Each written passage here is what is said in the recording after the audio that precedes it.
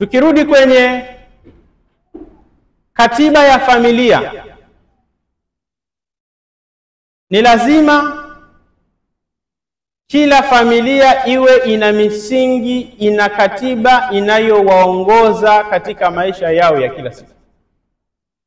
Kwa kufanya hivyo, kiongozi mkuu ambaye ni baba na ndo dira, mwenye maono ya familia yake inaenda wapi, atakuwa amejihakikishia hawa aliyokuwepo nao chini yake wanakwenda wapi na wanakwenda kwa namna gani. Hata ikitokea ukaondoka, wale vijana watakuwa wanajua kwamba ikifika muda fulani huwa tunafanya kitu fulani.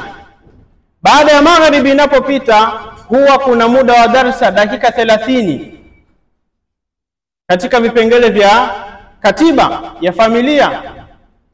Ni haramu kuwasha TV kabla hajafika saa 3 mathalan, ni katika vipengele vya familia. Sasa unatakiwa kuwa na hiyo katiba ambayo huo ni muongozo kila mmoja, kila mtu kwenye familia auelewe na autambue na aweze kufuata kila kukicha. Ukifanya hivyo, basi kwa kiwango kikubwa unakuwa umeiokoa familia yako na umeitengenezea msingi uliokuwa bora.